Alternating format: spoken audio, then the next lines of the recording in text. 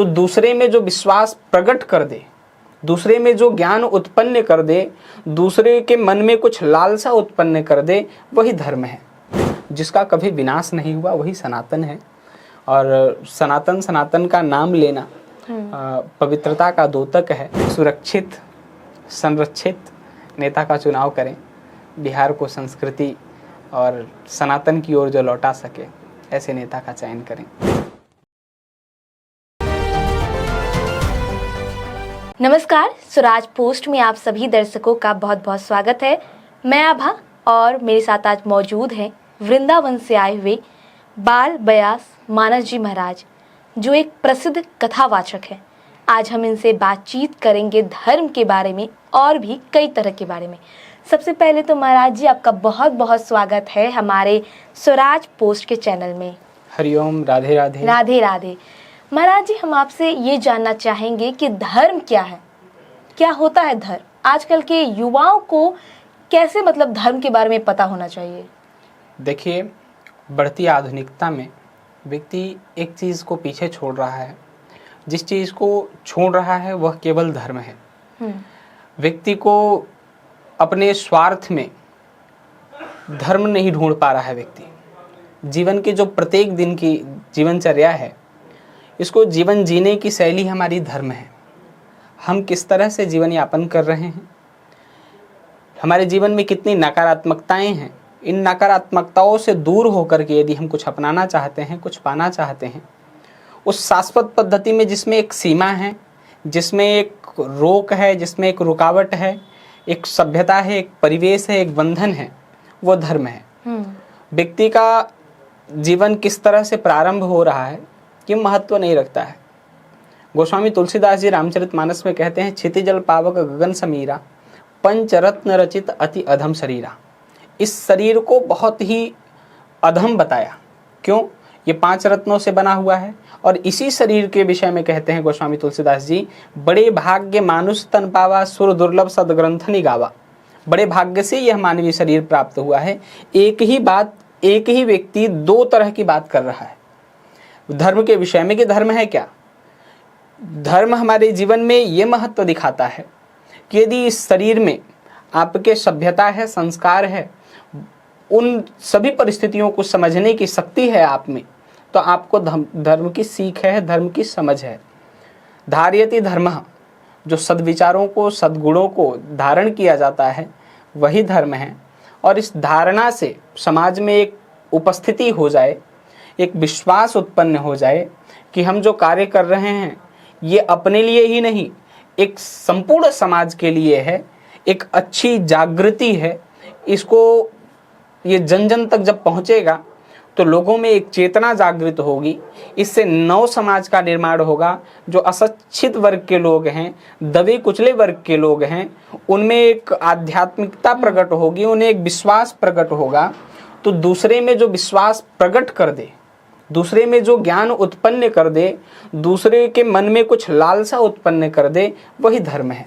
वही धर्म है। वही धर्म है। जी महाराज जी, हम ये भी जानना चाहेंगे कि धर्म का जो है जीवन में क्या आवश्यकता है? हमारी रोज का जीवन जो है, रोजमर्रा के जीवन में क्या आवश्यकता है धर्म? धर्म हमारे जीवन का, जैसे मैंने कहा, कि अभिन्न अंग है। किसी चीज को धारण करने के लिए धर्म की आवश्यकता है। और जब तक धर्म नहीं है तब तक समाज में आपके जीवन में कुछ भी नहीं है। आपका होना, धर्म का होना बहुत मजबूती है। और आपके जीवन में धर्म इतना महत्वदायी है कि आप इस धर्म को बिना धारण किए हुए श्वासों को जैसे आप लेते हैं, उसी तरह आपके जीवन में श्वास ही धर्म बन करके आपके जीवन में जब प्रवेश करता है। श्वास ही धर्म है। श्वास ही धर्म है। इस शरीर का धर्म क्या है? श्वास लेना। जब तक श्वास लिया है तब तक ये शरीर जीवित है। श्वास लेना जब बंद कर दिया तो ये शरीर ही नहीं है। तो धर्म क्या होगा? तो उसी तरह मानवीय जीवन की बहुमूल्यता, मानवीय जीवन में धर्म का होना इतना आवश्यक है जितना कि श्वास का होना। अब पूछेंगे कैसे श्वास का होना आवश्यक है? धर्म का और श्वास का क्या संबंध है? धर्म हमारा वो रीढ़ है, वो मजबूती है जिसके बिना हम एक कदम भी नहीं चल सकते हैं, एक पक्ष भी हम स्वीकार नहीं कर सकते हैं। धर्म छोटी सी बात बताता है कि माता हमारे देवता हैं, पिता हमारे देवता हैं, गुरु हमारे देवता हैं, वेद ही हमारा सर्वस्व है, वेद का अधिकार ही समाज में सर्वस्व है। इतनी छोटी सी बात को धर्म बताता है। आप बिना जल के नहीं रह सकते हैं, बिना हवा के नहीं रह सकते हैं, आप बिना सुख सुविधाओं के नहीं रह सकते हैं। बिल्कुल। वही वेद कह रहा है कि जल आपका अभिन्न अंग है, वायु आपका अभिन्न अंग है। आप विज्ञान वही बात कहता है, न्यूट्रॉन आपका अभिन्न अंग है, प्रोटॉन आपका अभिन्न अंग है। तो जब आप इन सारी चीजों को एक मानते हैं, तो इन सारी चीजों को एक मानने में आपके वेद की कुछ अनुरुक्तियां आपको क्यों दूसरी पूरी लगने लगती हैं, क्यों विज्ञान आपको श्रेष्ठ लगने लगता है? कुछ सुविधाओं के लिए, जो कि उसी भाषा को, उसी बात को वो सरल शब्दों में कह रहा है, सहज शब्दों में कह रहा है कि भाई आपके माता ही आपके सर्वस्व हैं, पिता ही आपके सर्वस्व हैं। फिर इस कहावत की कहाँ लोकयुक्ति हो रही है कि ना बाप बड़ा न भैया, सबसे बड़ा रुपया। बिल्कुल।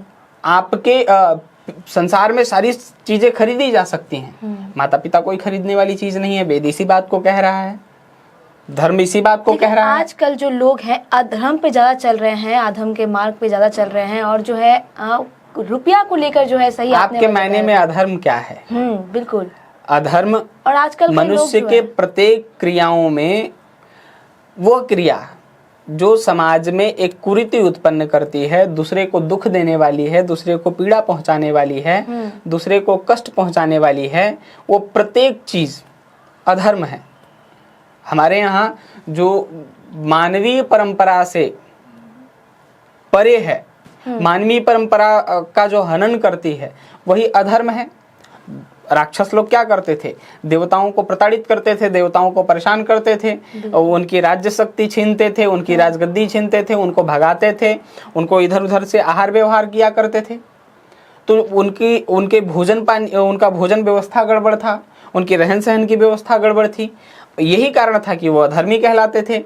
देवताओं की सारी चीजें व्यवस्थित हुआ करती थी, एक सूत्र में बंधे हुए थे, वो एक नियम का अनुसरण करते थे, इसलिए वो धर्मात्मा थे। जब वो धर्मात्मा थे तो धर्म के कार्य किया करते थे, समाज में एक अच्छी विचारधारा को पहुंचाने का काम किया करते थे, एक अच्छी मानसिकता के साथ में चलते थे। अच्छी मानसिकता के साथ में चलने वाला व्यक्ति धर्म को जी रहा है, और जो उस मानसिकता का विरोधी है वो अधर्मी है। आजकल लोग सनातन धर्म को लेकर ज्यादा कहते हैं, सनातनी के नारे लगाते। क्या है ये सनातन धर्म? मुझे तो लगता है कि जो सनातन धर्म को लेकर इतना कहते हैं, उन्हें भी सनातन धर्म का अर्थ नहीं पता अच्छे से। तो आप हमारे व्यूअर्स को सनातन धर्म के बारे में थोड़ा अच्छे से बता सकते हैं? धर्म तो केवल एक सनातन ही है, बाकी सब पंथ हैं। सेकुलरिज्म एक शब्द है जो यह स्पष्ट करता है कि पंथ निरपेक्ष, और सनातन का मतलब है शाश्वत, जो आदिकाल से है, प्राचीन है, और जो था, है, आगे रहेगा, जिसका कभी विनाश नहीं हुआ, वही सनातन है। और सनातन का नाम लेना पवित्रता का द्योतक है। यदि लोग ले रहे हैं इस पवित्रता के द्योतक को, स्वीकार कर रहे हैं, तो निश्चित में वो अच्छा कर रहे हैं, उनके लिए कल्याणकारी है। सनातन हमारी भारतीय संस्कृति को, भारतीय परंपरा को, ऋषि सभ्यता को दर्शाता है, और हमारी प्राचीनता को बताता है कि हम कितने प्राचीन हैं, हमारी संस्कृति कितनी प्राचीन है, हमारा धर्म का विज्ञान कितना प्राचीन है। सनातन की संस्कृति क्या है महाराज जी? सनातन की संस्कृति यही है कि आप अपने आहार व्यवहार को पवित्र रखते हुए समाज में एक अच्छे समाज का निर्माण कर सको, यही समाज की सनातन की संस्कृति है। अच्छे विचारधारा को लोगों तक पहुंचाना ही सनातन की संस्कृति, और क्या हो सकता है। धर्मग्रंथ तो यही बताते हैं कि भाई आप अपने जीवन को व्यवस्थित रूप से जीजिए, एक दूसरे के साथ चल करके, एक नेक इंसान बन करके, दरियादिली के साथ में अपने सामंजस्य को बना करके, बंधु बांधवों को साथ लेकर के आप लोग चलते रहिए। देखिए आजकल के जो लोग हैं, मतलब लोग जो होते हैं वो कुछ परेशानी आई अगर जीवन में, तो लोग जो है सोचते हैं कि मेरे साथ ही गलत हो रहा है। तो परमात्मा के प्रत्येक अमंगल में कैसे मंगल को ढूंढा जाए महाराज जी? जब सुबह होगा तो शाम होगा, शाम होगी तो सुबह होगी। दुख और सुख का आवागमन हमारे कर्म और हमारे प्रकृति के शाश्वत अंग हैं। हमें उन परिस्थितियों में दो अंग ढूंढना है। दो पक्ष, किसी भी बात के दो पक्ष होते हैं, उन दो पक्षों को हमें स्वीकार करना है। आपका अमंगल हुआ है, इसके पीछे कोई ना कोई मंगल का कारण जरूर है। हो सकता है कि जो नुकसान आज आपको 10 रुपए का हुआ, अगर ये 10 रुपए का नुकसान नहीं होता तो आगे चल करके आपको 500 का नुकसान हो सकता था, 1000 का नुकसान हो सकता था, 1 करोड़ का नुकसान हो सकता था। तो हम 1 करोड़ के नुकसान के भले 10 रुपए के नुकसान को क्यों नहीं स्वीकार करते हैं। वो आपने कहानी सुनी होगी कि जब उसकी अंगुली कट जाती है, उसको बनवासी लोग ले जाते हैं, बलि देना होता है, तो देखते हैं कि ये तो इसकी अंगुली कटी हुई है, तो बलि के योग्य नहीं है। जी। और फिर राजा जब वापस आते हैं तो बीरबल को बहुत प्रोत्साहन करते हैं, बहुत आशीर्वाद देते हैं, उनको जेल से बाहर निकालते हैं। जो होता है अच्छे के लिए होता है। परमात्मा के प्रत्येक अमंगल में मंगल छिपा होता है, यानी भगवान जो चाहते हैं वो होता है, और भगवान वही चाहते हैं जो हमारे जीवन में हमारे लिए उपयोगी है। क्योंकि भगवान का कहना है कर्मण्येवाधिकारस्ते मा फलेषु कदाचन, कर्म करते रहो, फल की चिंता मत करो, फल देना मेरा काम है। आप अपने आप में डिसाइड नहीं कर सकते हैं ना कि आपने कैसा कर्म किया है। आपको लग रहा है कि आपने अच्छा किया है, लेकिन हो सकता है कि आपके अच्छे करने में 100% अच्छाई न हुई हो, किसी की बुराई हुई हो। बिल्कुल। हो सकता है उस कार्य से किसी को कष्ट पहुंचा हो, किसी को दुख पहुंचा हो। हम सब तो भगवान के संतान हैं, भगवान को पता है कि इसका रिजल्ट कितना है, कितना प्रतिशत इसने ठीक किया है, कितना प्रतिशत गलत किया है। उस प्रतिशत का औसतन फल देना है, कब देना है, कब फल की आवश्यकता है, ये भगवान जानते हैं। इसलिए भगवान के ऊपर ही ये सारी चीज़ें छोड़ देनी चाहिए। हाँ, कर्म को रोकना नहीं चाहिए। कर्म आपका कार्य है और कर्म का फल, कर्म करते रहो। हाँ। फल की चिंता मत। आप कॉपी लिखना आपका फल है, परीक्षा में आपका काम है। प्रमाण पत्र तो जब आएगा तब अंक का पता चलेगा। नंबर जो शिक्षक देंगे वो उचित नंबर देंगे, इतना विश्वास रख करके आप परीक्षा देते चलिए। ये पूरा जीवन परीक्षा है, इसलिए इन सब बातों को सोचना ही व्यर्थ है कि भगवान हमारा अमंगल करने वाला है। भगवान के हम सब संतान हैं। परमात्मा अपने संतानों का कभी अमंगल नहीं करता है, वो तो सदैव मंगल चाहता है। उसका नाम ही है मंगल भवन अमंगलहारी द्रवंशु दशरथ अजिर बिहारी। यदि हम मंगल के रूप में उनका स्वीकार करते हैं तो हमारे जीवन में मंगल ही मंगल करेंगे।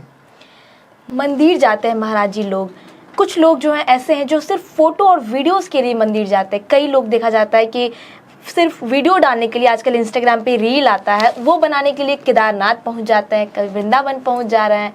क्या कहेंगे इन लोगों को, क्या संदेश देंगे महाराज जी? मुझे इनसे बिल्कुल तकलीफ नहीं है। कम से कम रील बनाने के बहाने ही तो पहुंच रहे हैं। अच्छा। और मैं उस भूमि को बहुत प्रणाम करता हूँ जिस भूमि पर ये लोग जा कर के रील बनाने का प्रयास कर रहे हैं। रील बनाने से मुझे कोई विरोध नहीं है और रील बनाना चाहिए, हाँ, परंतु ध्यान रहे कि रील बनाने के चक्कर में वहाँ की मर्यादा नष्ट न हो, वहाँ की संस्कृति नष्ट न हो, वहाँ की प्राचीनता को आप किसी प्रकार का ठेस न पहुँचाएं। इस बात का विशेष ध्यान रहे। वो लोग भी धन्यवाद के योग्य हैं कि कम से कम रील बना करके लोगों तक उस पावन स्थल का दर्शन तो करा रहे हैं। इन लोगों से मुझे कोई शिकायत नहीं है। कुछ आपके बारे में बात कर ले। आप गौ सेवा संस्थान चलाते हैं और कहा जा रहा है कि लड़कियों के लिए जो है विद्यालय खोलने की तैयारी कर रहे हैं, क्या कुछ है महाराज जी? थोड़ा अब फिलहाल अभी तक तो मुझे जो है, मैं बाल्यकाल से ही कथा का वाचन करता हूँ। कितने साल के थे जब आप कथा करना शुरू किए थे? अमूमन ठीक से मैं बोल नहीं पाता था, मुझे याद है 7 या 8 वर्ष का मैं रहा हूँगा, तब से मैं कथा का वाचन कर रहा हूँ। और जीवन में मैंने एक संकल्प लिया कि जब भी करूँगा तो इस संसार के लिए कुछ न कुछ अच्छा करूँगा। 2016 से लेकर 22 तक मैं अनाथ आश्रम का संचालन करता रहा। माँ यमुना की कृपा से उस आश्रम का बंद करने का भी निर्णय भी बड़ा अच्छा रहा। लेकिन अब हमने एक संकल्प लिया पुनः, क्योंकि जब बहुत कुछ करने का हौसला हो और थोड़े समय में आपको ठहराव मिल जाता है तो आपके मन में कुछ कचोटता रहता है, मन में आपको दुख पहुंचाता रहता है। अब हमने एक संकल्प लिया है कि पूरे भारतवर्ष में एक ऐसे विद्यालय की स्थापना करेंगे और उसके जगह जगह ब्रांच होंगे, जगह जगह उनकी शाखाएं होंगी, जहां कन्याओं को तो निःशुल्क शिक्षा मिलेगी। निःशुल्क शिक्षा मिलेगी और जो बच्चे हैं उनका शुल्क लिया जाएगा। बच्चों का शुल्क लिया जाएगा? बच्चों का शुल्क लिया अच्छा। जाएगा। और दूसरी बात यह है, हाँ। उतना ही शुल्क लिया जाएगा हाँ। जितने में हमारे वहाँ रहने वाले स्टाफ का भरण पालन पोषण हो सके। ऐसा क्यों महाराज जी, आपने ये सोच क्यों रखा? ये सोच इसलिए रखा, और उसमें भी कोई कैटेगरी नहीं है कि इस बच्चे से इतना ही फिक्स लिया जाएगा, इतना ही। अगर वो सरकार के बनाए नियम के अनुसार में या फिर जो उसकी आर्थिक स्थिति के अनुसार में वो जिस तरह के परिवेश में आता होगा उस तरह के परिवेश से ही उसका शुल्क लिया जाएगा। अच्छा। हमारी भी मजबूरी है, हम लोग कहीं बाहर से कोई फैक्ट्री चलाते नहीं हैं, बिल्कुल। बाहर से कोई ऐसा कार्य करते नहीं है जहाँ से धन का आगमन हो। तो अब कार्य तो बहुत बड़ा है, लोगों से भीख भी मांग रहे हैं, लोगों से अपना काम भी कर रहे हैं। तो उस काम में हम लोगों को जो प्राप्त होगा उससे हम लोग क्या करेंगे कि उस तरह के संस्कारशालाओं को बढ़ाने का काम करेंगे, उस तरह के ब्रांचेस को बढ़ाएंगे, क्योंकि हमारे भारत की शिक्षा नीति सबसे बड़ी गड़बड़ है इस समय।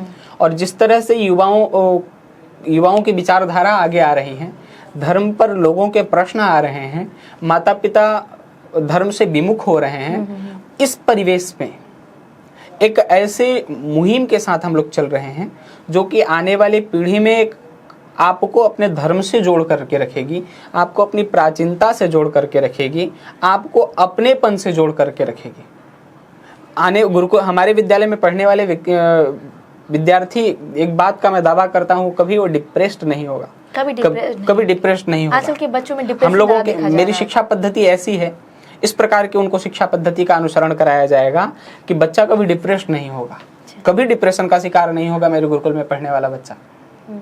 आप गौ सेवा संस्थान भी चलाते हैं, उनके बारे में अगर कुछ बताएं आप। भारतवर्ष में गाय को माता माना गया है, एक माँ जिसने जन्म दिया और एक माँ जन्म के बाद में जिसके दुग्ध को पी करके हम बड़े हुए। आज भी कोई तकलीफ होती है तो कहा जाता है कि थोड़ा सा हल्दी डाल करके दूध पी लो, वो सारे रोगों की दवा है, हल्दी डाल करके दूध पीना। वो माँ आज सड़कों पर भटक रही हैं, मर रही हैं, एक्सीडेंट में मारी जा रही हैं, लाचार हैं।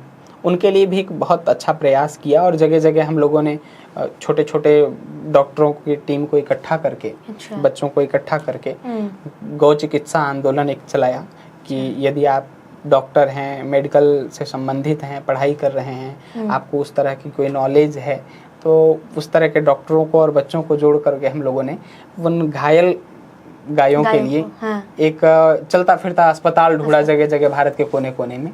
तो ये माँ गौ की कृपा है और उनको सुरक्षित करने का, संरक्षित करने का भी पूरा प्रयास हम लोगों का है। जैसे कि आप अभी बिहार आए हुए हैं कथा करने के लिए, तो बिहार वासियों को क्या संदेश देना चाहेंगे?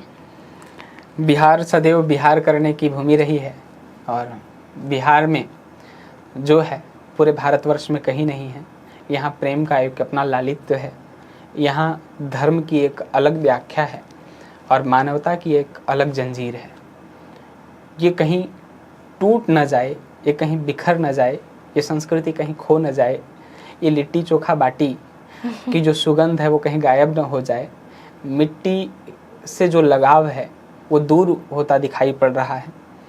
तो मैं चाहता हूँ कि बिहार उस मिट्टी के लगाव में रहे, उस लिट्टी के लगाव में रहे, उस प्रेम के लगाव में रहे, उस बिहार करने की भूमि के लगाव में रहे। अपनी संस्कृति, अपनी सभ्यता और उस परिवेश को, पर्यावरण को बनाने का कार्य बिहार वासियों को करना चाहिए। चुनाव आने वाला है, बिहार में सशक्त, सुरक्षित, संरक्षित नेता का चुनाव करें। बिहार को संस्कृति और सनातन की ओर जो लौटा सके ऐसे नेता का चयन करें। तो आपने सुना बाल ब्यास मानस जी महाराज ने धर्म, अधर्म और सनातन धर्म को लेकर क्या कुछ कहा। उन्होंने साफ तौर पर कई सारी बातें बताई हमारे लिए। ऐसे ही खबर के लिए बने रहे स्वराज पोस्ट के साथ। अगर आप ये वीडियो यूट्यूब पे देख रहे हैं तो चैनल को सब्सक्राइब करें, वीडियो को लाइक करें। अगर आप ये फेसबुक पे देख रहे हैं तो पेज को फॉलो करना ना भूलें। धन्यवाद।